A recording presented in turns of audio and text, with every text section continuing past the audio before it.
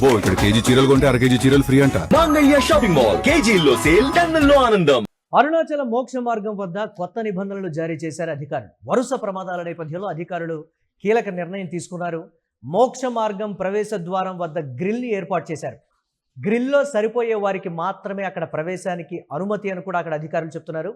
ఉదయం 6 గంటల నుంచి రాత్రి 8 గంటల వరకు మాత్రమే మోక్ష మార్గం తెరిచి ఉండనుంది. ఆరోగ్య సమస్యలు తలెత్తితే తక్షణం సహాయం అందించడానికి సంబంధించి కూడా అక్కడ ఏర్పాట్లు చేశారు. భక్తుల కోసం ప్రత్యేక హెల్ప్ లైన్ నెంబర్లను కూడా అక్కడ ఏర్పాటు చేశారు.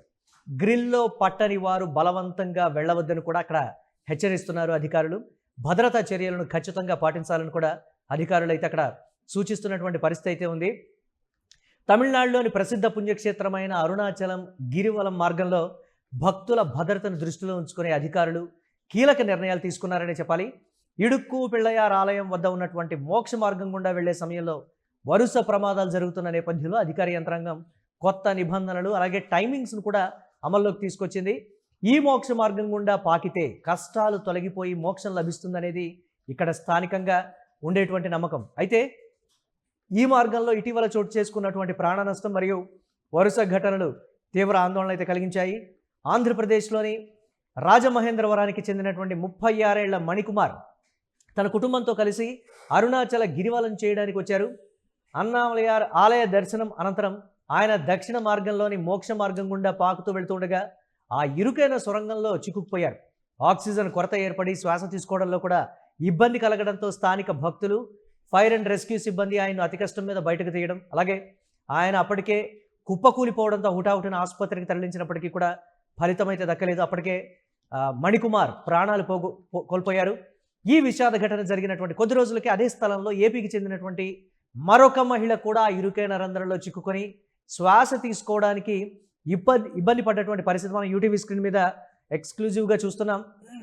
మణికుమార్ ఉదంతం జరిగిన తరువాత వెలుగు చూసినటువంటి మరొక ఘటనగా కూడా దాన్ని చెప్పొచ్చు.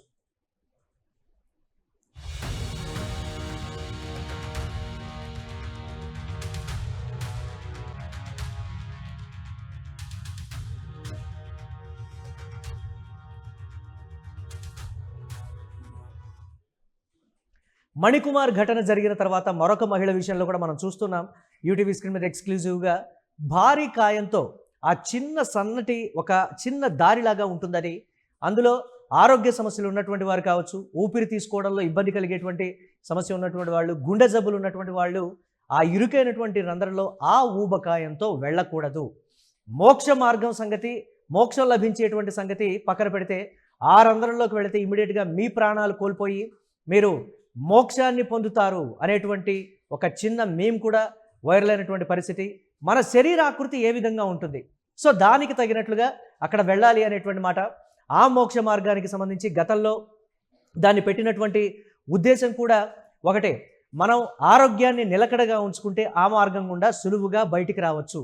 ఊబకాయం ఉండటం అంటే అనారోగ్యంతో ఉండటమే, అందులో మనం పట్టం కాబట్టి మోక్ష మార్గం గుండా బయటకు రావాలనంటే ఈ నేపథ్యంలో ఒకంత సెంటిమెంట్ కావచ్చు, లేకపోతే సన్నగా ఉండాలి అనేటువంటి ఒక దృఢ సంకల్పంతో మరొక్కసారి అరుణాచలం గిరి ప్రదర్శన చేసే సమయానికి మనం శరీరాకృతిని తగ్గించుకొని ఆరోగ్యాన్ని నిలకడగా ఉంచుకుంటూ ఆ మోక్ష మార్గం నుంచి బయటికి వచ్చేస్తే, ఆ రంధ్రం యొక్క సారాంశం కూడా అదే, ఆ స్థాయిలో మాత్రమే శరీరాకృతి ఉన్నవాళ్ళు బయటికి ఈజీగా రాగలిగారు అంటే వారు సంపూర్ణ ఆరోగ్యంతో ఉన్నట్టు లెక్క.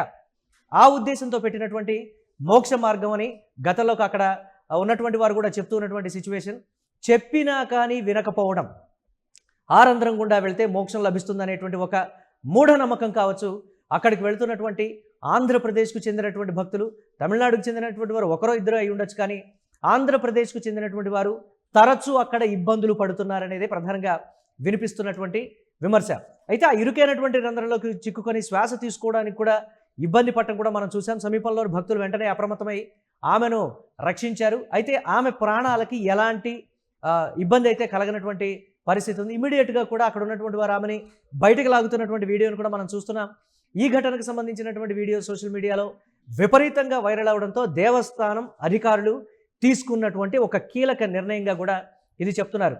ఒకవేళ అక్కడ సిబ్బంది కానీ సరైనటువంటి సమయంలో లేకపోతే, అర్ధరాత్రి సమయంలో భక్తులు తక్కువగా ఉన్నప్పుడు కుటుంబ సభ్యులు కూడా అందులో ఇరుక్కున్నటువంటి వారిని ఒకవేళ బయటకు తీసుకొని రాలేకపోతే, అలాగే రెస్క్యూ సిబ్బంది వచ్చే లోపల వాళ్ళ ప్రాణాలకు ఏదైనా అపాయం జరిగితే, ఇది ప్రధానంగా వినిపించినటువంటి ప్రశ్న. ఈ నేపథ్యంలోనే ఉదయం 6 గంటల నుంచి సాయంత్రం 8 గంటల వరకు మాత్రమే మోక్ష మార్గం గుండా భక్తులు ప్రవేశించాలి అనేటువంటి రూల్. అక్కడ అధికారులు ఎక్కువ ఫ్రీక్వెంట్గా ఉండటం కావచ్చు, లేకపోతే గ్రిల్ ఏర్పాటు చేసినటువంటి దానికి సంబంధించి మీరు ఊబకాయంతో ఉన్నారు, మీరు లోపలికి పట్టరు అని కూడా అటుపక్క ఇటుపక్క, అంటే మోక్ష మార్గం గుండా ప్రవేశించేటువంటి దానికి సంబంధించి, మోక్ష మార్గం గుండా బయటకు వచ్చేటువంటి దానికి సంబంధించి కూడా ఇరువైపులా అధికారులు ఆ 2 షిఫ్ట్లలో ఉంటారు అనేది కూడా అక్కడ ప్రభుత్వం చెప్తున్నటువంటి మాట. ప్రతి ఒక్కరిని కూడా వారి ఆరోగ్య పరిస్థితులు, అలాగే వారి శరీరాకృతిని పూర్తిగా తెలుసుకున్న తర్వాత మాత్రమే మోక్ష మార్గం గుండా ప్రవేశించడానికి అధికారులు అక్కడ పర్టికులర్గా అయితే ఒక 2-3 సిబ్బందిని అదనంగా కేటాయించారు అనేటువంటి మాట కూడా చెప్తున్నారు. అలాగే ఈ ప్రవేశ మార్గంలో ప్రత్యేకంగా ఇనుప గ్రిల్ ఏర్పాటు చేశారు. ఆ గ్రిల్స్ గుండా సులభంగా వెళ్ళగలిగే వారికి మాత్రమే మోక్ష మార్గంలోకి అనుమతి ఉంటుందని కూడా స్పష్టం చేశారు. గత కొన్ని రోజులుగా వస్తున్నటువంటి కంప్లైంట్స్ కావచ్చు, వారు ఆల్మోస్ట్ చావు అంచుల వరకు వెళ్ళినటువంటి సందర్భాలని కూడా మేము చూసాం. అక్కడ ఉన్నటువంటి సిబ్బంది ఇమ్మీడియట్గా కూడా మూఢనమ్మకంతో, మూఢభక్తితోటి వారు అందులో ప్రవేశిస్తున్నారు, వారి శరీరాకృతిని కూడా చూసుకోకుండా అని సిబ్బంది ఆలయ అధికారులకి సమాచారం ఇవ్వడం కావచ్చు, లేకపోతే ఏ ఒక్కరూ కూడా మా మాట వినటం లేదు, ఇది పర్టికులర్గా అక్కడ ఉన్నటువంటి వారు చెప్పింది. మోక్ష మార్గం గుండా మేము ప్రవేశించాలి అనేటువంటి ఒక మూఢనమ్మకంతో అక్కడ ఉన్నటువంటి సిబ్బందిని అదిరించి బెదిరించి కూడా వారు లోపలికి వెళ్ళడం, ఇరుక్కోవడం, ప్రాణాల మీదకు తెచ్చుకోవడం అనేది మేము చూస్తున్నాం అనేటువంటి మాట కూడా చెప్తున్నారు. అలాగే 14 కిలోమీటర్ల గిరివలం మార్గం ఉంది అక్కడ. అష్టలింగాలు, భక్తుల అనుభవాలు, ఇవన్నీ ఎంతోమంది తెలుగు భక్తులకు జీవితకాలమైనటువంటి కళ. తరచుగా కూడా ప్రతి నెల కూడా కొంతమంది భక్తులు ఒక మొక్కుగా కూడా గిరి ప్రదర్శన చేస్తూ ఉన్నటువంటి పరిస్థితి. ప్రతి పౌర్ణమి నాడు అరుణాచలం గిరి ప్రదర్శన మేము చెయ్యాలి, ఇన్ని రోజుల పాటు, అంటే ఇన్నిసార్లు మేము గిరి ప్రదక్షిణకి మేము అరుణాచలేశ్వరుడికి మొక్కుకున్నాం అనేటువంటి ఒక నమ్మకంతో చాలామంది వెళుతూ ఉంటారు. వెళ్ళినటువంటి ప్రతిసారి కూడా మోక్ష మార్గంలోకి వెళ్ళటం, ఇరుక్కోవడం, రకరకాలుగా కూడా ఇబ్బంది పడటం కూడా ఈ నేపథ్యంలో మనం చూస్తూ ఉన్నాం. దీనికి సంబంధించి కూడా ఒక హెల్ప్ లైన్ నెంబర్లను కూడా అక్కడ ఏర్పాటు అయితే చేశారు. పర్టికులర్గా హెల్ప్ లైన్ నెంబర్లకు సంబంధించి కూడా, అంటే మణికుమార్ విషాదం అనేది అక్కడ ఆ రాష్ట్ర ప్రభుత్వానికి, అలాగే అరుణాచల ఈ నేపథ్యంలో అక్కడ అంతా కూడా గిరి ప్రదర్శన చేస్తున్నటువంటి వాళ్ళకి ఒక బెస్ట్ ఎగ్జాంపుల్గా కూడా మణికుమార్ ఉదంతాన్ని చెప్తున్నారు. 36 ఏళ్ల మణికుమార్ ఈ నేపథ్యంలో తన కుటుంబ సభ్యులతో కలిసి అరుణాచలం రావడం, అన్నామలయార్ ఆలయ దర్శనం అనంతరం గిరివలం చేస్తూ దక్షిణ మార్గంలోని ఇడుక్కు పిళ్ళయార్ ఆలయానికి చేరుకున్నారు. రాత్రి సమయంలో, అంటే దాదాపుగా 11 గంటల సమయం, ఇక్కడ పర్టికులర్గా టైమును మెన్షన్ చేయడం కూడా జరిగింది.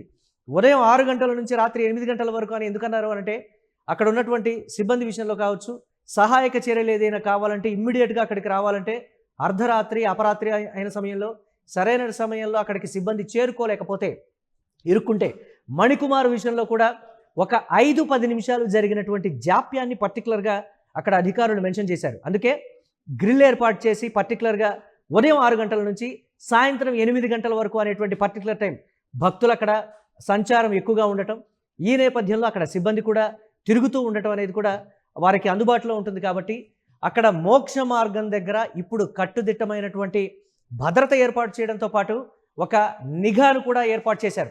అంటే భారీ కాయంతో ఉన్నటువంటి వారెవరూ కూడా లోపలికి వెళ్ళకూడదు.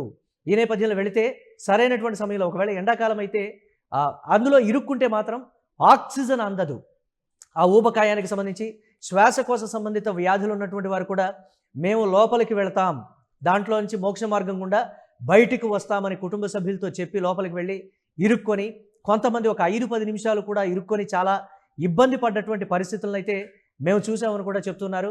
అలాంటి వారి కోసం తమిళనాడు ప్రభుత్వం పర్టికులర్గా కొన్ని గైడ్ లైన్స్ని జారీ చేస్తూ కూడా తీసుకున్నటువంటి కీలక నిర్ణయాలకు సంబంధించి కూడా ప్రస్తుతం ఒకంత చర్చ అయితే జరుగుతోంది. ఆంధ్రప్రదేశ్కు సంబంధించినటువంటి వారు తమిళనాడు వాళ్ళకన్నా కూడా ఎక్కువ మంది ఈ నేపథ్యంలో ఆ మోక్ష మార్గం గుండా వెళుతున్నారనేటువంటి మాట. అక్కడ ఆలయ సిబ్బంది అందుబాటులో కొన్ని నెంబర్లను, అంటే హెల్ప్ లైన్ నెంబర్లను కూడా పెట్టారు. వాటిని కూడా ఒకసారి చూద్దాం. 9047937733, అలాగే 9445086172, 9498100439, 8438111175.